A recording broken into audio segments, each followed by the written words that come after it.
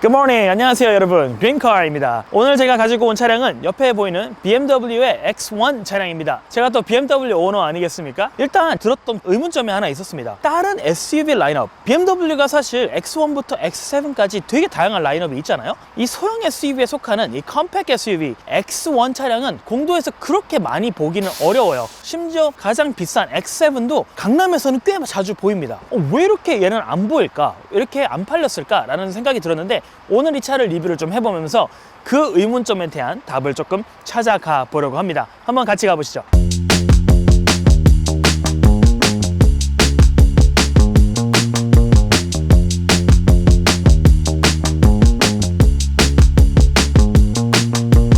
BMW X1 차량의 안면부를 보여드리고 있는데요. 20년형 차량입니다. 얘 같은 경우에 X1 18D M 스포츠 패키지 차량입니다. 20년식으로 이제 차량을 보여드리고 있지만 22년식이랑 뭐 어마어마하게 많은 차이가 있진 않습니다. 왜냐, 아직 4체인지가 되지 않았어요.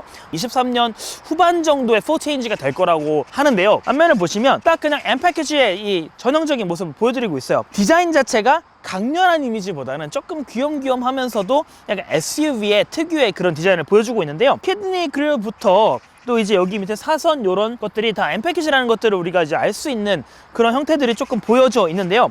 이 라이트도 BMW LED 라이트 들어가죠. 이 앞면에서는 그냥 정말 우리가 아는 전형적인 F-Body의 그 BMW, F-Body 정말 많이 팔렸던 차량이잖아요. 약간의 편안함을 주는 그런 디자인이 아닐까 생각이 듭니다. 이 차량은 어쨌든 컴팩트하지만 SUV입니다. 그렇기 때문에 전고가 당연히 높죠. 하지만 이 차량은 M 패키지이기 때문에 일반 어드밴스 모델보다는 1cm 정도가 서스펜션이 낮습니다. 그리고 조금 더 헐드한 서스펜션을 보여주면서 나름대로의 운전 재미도 살짝 준 그런 차량이라고 보실 수 있겠습니다.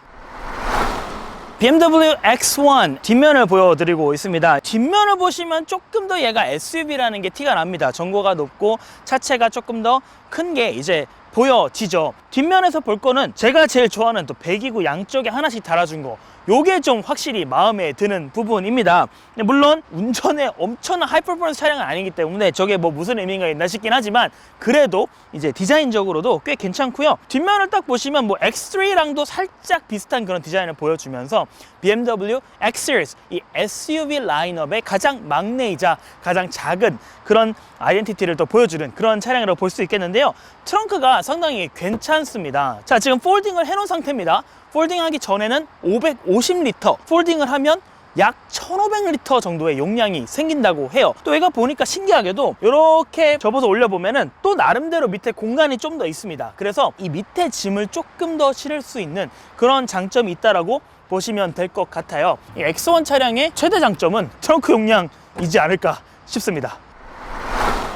BMW X1의 옆면 보여드리고 있는데요. 자, 옆면에 대해서 조금 보기 전에 가격에 대해서 얘기를 조금 하고 가고 싶은데요. 이 차의 가격이 22년식 기준으로 5,420만 원에 형성이 되어 있다라고 합니다. 물론 지금 할인이 조금 들어가요. 뭐 9%에서 13% 정도 이렇게 좀 왔다 갔다 한다고 하는데요.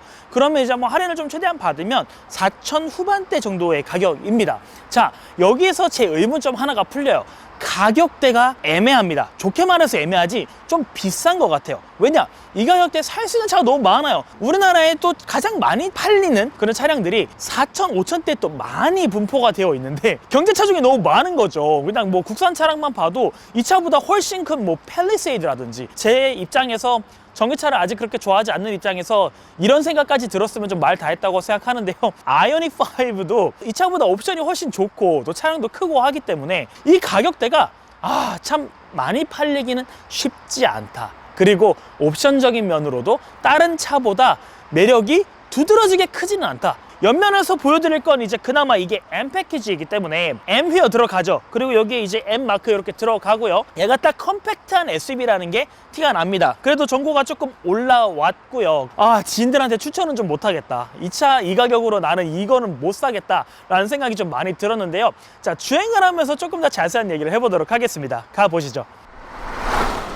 22년식에서 변경된 내용들을 조금 더 정리해서 알려드리도록 하겠습니다. 20년식으로 이 가격이 4,750에서 5,132였습니다.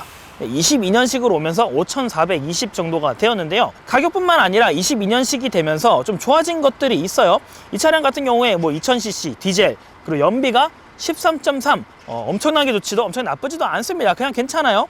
150horsepower, 그리고 최대 토크가 35.7, 최고 속도는 204km, 제로 100은 9.4초입니다. 18인치 순정 휠을 가지고 있는데요. 22년식으로 오면서 전폭과 전고가 살짝 커지고 높아졌어요. 22mm 전폭이 늘어났고요. 전고가 55mm 올라갔고요. 전장이 9mm 정도 짧아졌습니다. 그리고 22년식에서는 키드니 그릴이 좀 커지고 라이트가 좀 더 추가가 됐고요. 그리고 18D 모델은 현재 M 패키지만 판매가 되고 있다고 합니다. 근데 이 M 패키지에는요, 뭐 M 스포츠 스티어링이라든지 열선 스티어링이 추가가 됐고요. 20년식의 가장 중요한 부분인데요. 센터 디스플레이가 6.6인치 정말 작은 디스플레이였는데 8.8인치로 커졌습니다. 내비가 없었어요. 놀랍게도 내비가 없었는데 이번에 추가가 됐고요. USB 저장 공간이 이제야 추가가 되었다고 합니다. 애플 카플레이가 들어갔고요. 요즘 많이들 쓰시는 리모트 서비스, 내 차 위치 찾기, 뭐 도어 잠금 및 해제, 그 냉난방 이렇게 미리 켜놓을 수 있는 그런 기능이 드디어 추가가 됐다고 하고요. 그리고 무선 충전 기능도 드디어 추가가 되었습니다. 그리고 발만 이렇게 하면 모션으로 열리는 전동식 트렁크도 추가가 되었다고 합니다. 자, 가솔린도 그냥 살짝 알려드리려고 해요. 자, 스페셜 에디션과 M 패키지가 이제 가솔린 같은 경우에 옵션이 가능한데요. M 패키지 같은 경우는 헤드업 디스플레이가 추가가 됐습니다. 헤드업이 없는 게 너무 큽니다.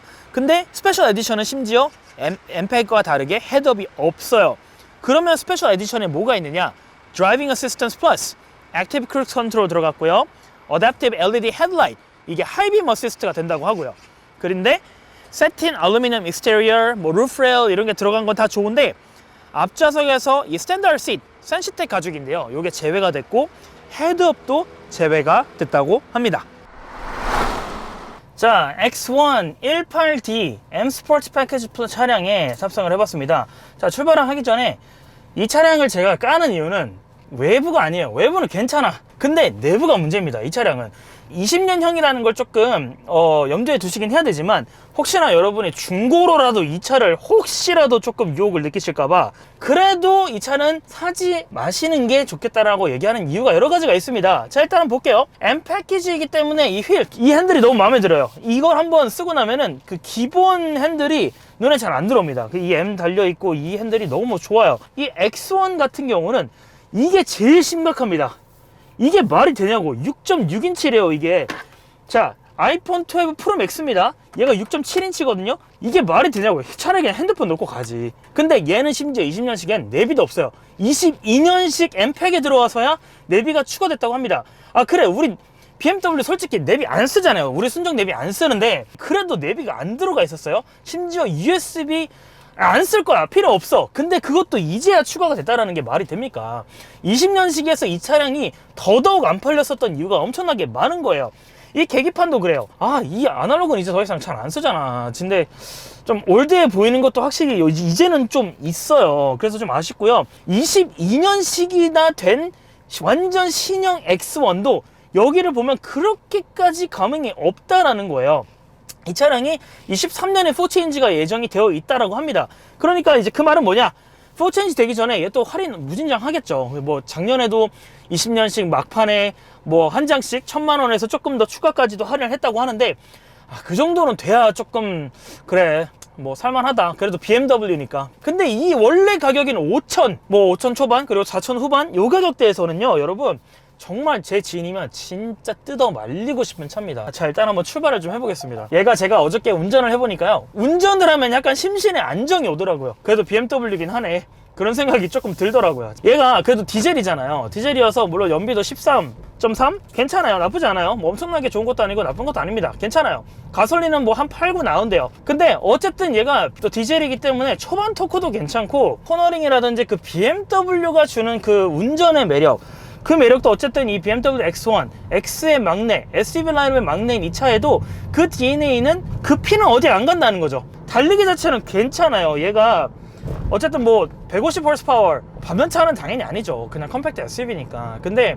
약간의 스포츠 모드 사용하셔서 운전 재미를 그래도 동급에서는 나쁘지 않다, 뭐 그 정도라고 볼 수 있을 것 같습니다. 근데 그러면 이 차는 어떤 사람들이 좀 찾는 게 좋겠냐? 주간이 많이 들어가겠지만 국산차는 안 타고 싶어, BMW 타보고 싶어. 근데 나는 뭐 어쨌든 SUV가 필요해, 세단은 작아, 좀 짐도 많이 싣고 싶고 골프백도 싣고 싶어. 그러면 선택지 중에서 뭐 그렇게 많진 않으니까 요거에 되는 거죠. 좀 너무 많이 까서 조금 이 차한테 미안하긴 한데 최대한 솔직한 주관을 좀 섞어서 리뷰를 해 보았습니다.